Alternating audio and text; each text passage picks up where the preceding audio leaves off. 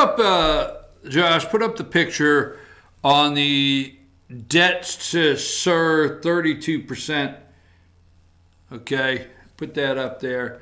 That is from the Hill, and that is from the Hill, and deficit 32% to 859 billion. Federal deficit soars 32%, and then put up the 1 trillion mark there. That 1 trillion federal deficit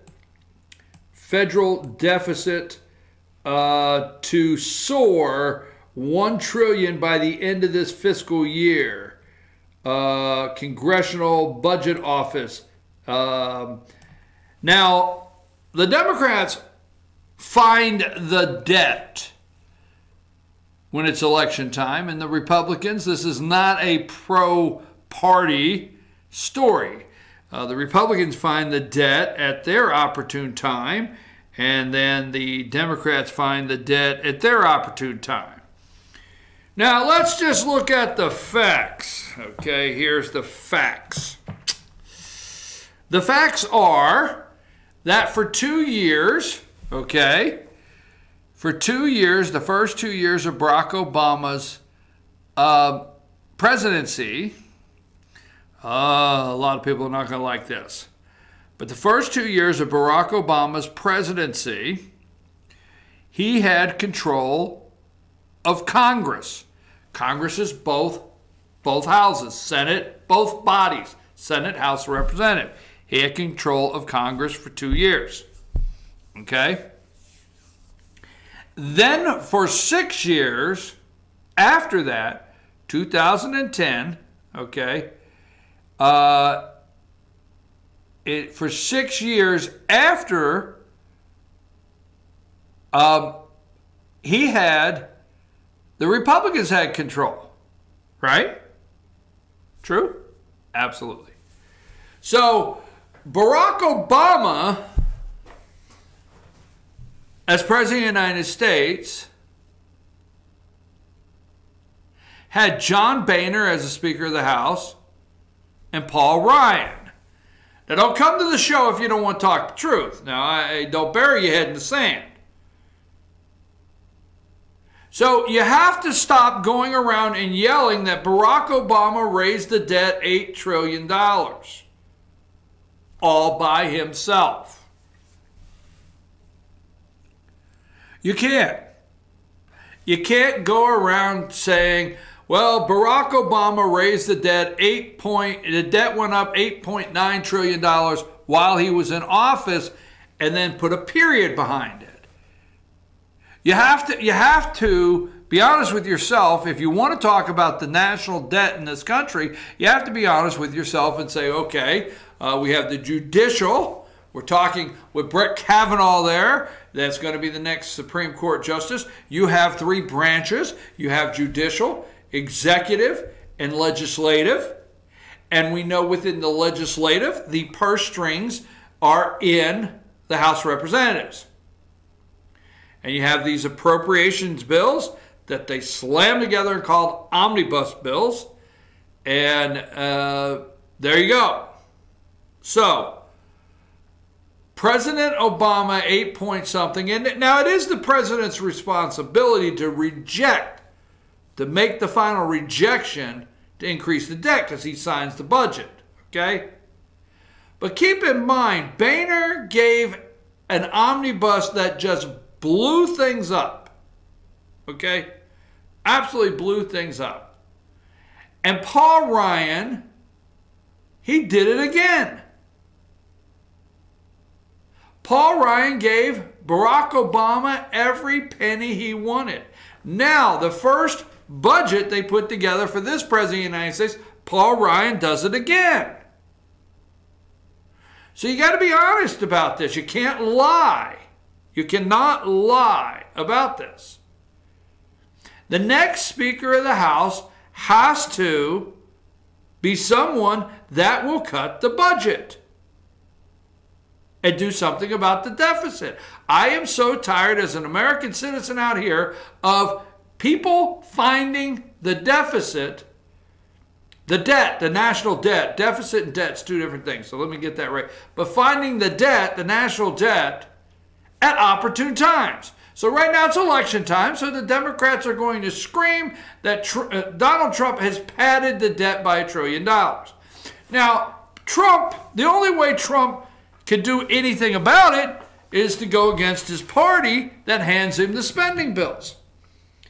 And let me do this before, I've got one more story after this, but I want to do this. Let's keep in perspective. Franklin Delano Roosevelt, and you're going to say, well, wait a minute, this goes all the way back to 1933. I understand. But Herbert Hoover, during a depression, he handed a debt in this country of $23 billion to Roosevelt. Roosevelt, now you think on the day's terms, Roosevelt added $236 billion. So a Republican, we have the recession, the depression, the Great Depression, but he has a $23 billion debt. Roosevelt added $236 billion. Now you move on up, Harry Truman in 1945, okay? Truman was handed a $259 billion debt, and Harry added $7 billion to it, a 3% increase, okay? He increased the debt by 3%. Eisenhower in 1953 was handed a $266 billion debt, okay? National debt. He added $23 billion, a 9% increase, okay? Eisenhower handed off to Kennedy a 1961 to $289 billion debt. Kennedy added 23% to it. Added $23 billion, an 8% increase. 8%. Kennedy, I don't want to say in all due respect, handed off. When he was assassinated, Lyndon B. Johnson got a $312 billion debt in 1964. Johnson, now take this, FDR, Democrat, added 43 or 34 billion with all of his social programs he put into play. Johnson, actually, the other presidents, including Kennedy, were trying to be conservative and not add to the debt. They added 7, 8%, not that it's good. Now, Johnson goes up to 13%. He added $42 billion, okay? 13% Johnson added in his short time. He handed Richard Nixon a $354 billion debt in 1969. But Nixon, okay, no, I'm going to tell it no matter if it's Republican, added $121 billion, a 34% increase Nixon added. That's right. Now, Gerald Ford was handed $475 billion worth of debt in 1974. He added $224 billion. Gerald Ford added 42% to the debt. Jimmy Carter in 1977 got a $699 billion debt. He added $299 billion, okay, to it, for a 43% increase. Okay? Reagan had a 186% increase on the debt. $998 billion Carter gave him. The debt went from $299 billion added to increase $669 billion to $1,086 billion. George W. Bush added 54%. Okay? 54%. $1.554 billion. Okay? Is what he added. Bill Clinton added 32% to the debt from $4.4 trillion, okay, He added 1.396 trillion. Now we get up to George W. Bush. Okay? No, George W. Bush is not a conservative. Added $5.849 trillion, a 101% increase from 5.8 trillion. Barack Obama added 74%. 74%. He added $8.588 billion. Okay? From 11, he got it at 1167. And then Trump, right now, there's estimates, okay? A projected in fiscal 2019, Trump plans to add 8.2 trillion, okay? A 41% increase from 8.2. The Trump plan to add 8.2. Now, this is an estimate, so I'm not for sure. 1.233 is the 2018. Here's the point, and my show is over. Here's the point, and I'm sorry to bore you with all those numbers, but sometimes you just actually have to look at it step by step. Don't let any of them come and tell you what fiscal conservatives they are. Don't let them do it, okay? Now, obviously, we'd have a long argument on Herbert Hoover and the Great Depression and Herbert Hoover's attempt to turn around the Great Depression, okay? But always remember the $23 billion or whatever it was that Herbert Hoover handed off to FDR. When you got Social Security, you got, I forget Medicare when that was signed, but Social Security, you started getting all the social programs from FDR. The entitlement program started kicking in. And look at how much it exploded, and it's never stopped. Never stopped. It's a train wreck out of control. So since Herbert Hoover handed over the $23 billion that we probably could have just wrote a check and paid off one day just to get it behind us, say, is that it? We'll pay it off. No, FDR, and keep that ball rolling all the way to today. And don't let one of these politicians convince you or lie to you that they are conservatives and they want to cut the debt, cut spending, reduce our national debt. They won't even audit the Fed. The Federal Reserve needs audited, okay? Period. So don't believe any of them on the debt. Don't believe any of them.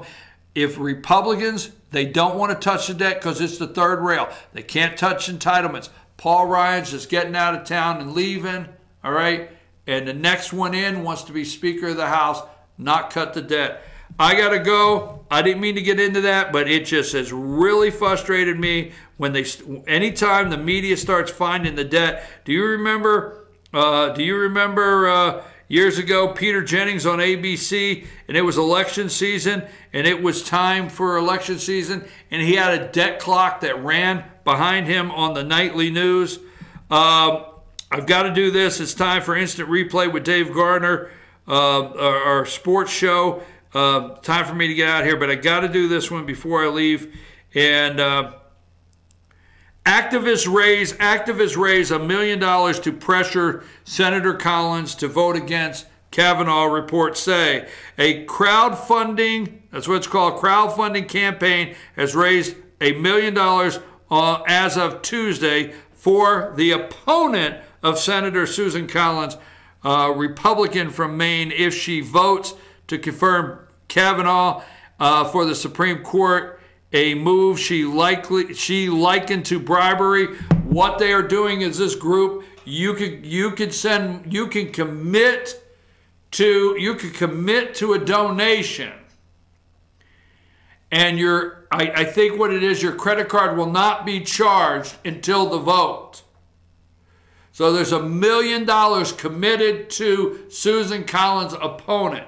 So if Susan Collins votes yes, your credit card is charged, and whoever is going to be her opponent, they're going to give the $1 million to run against her.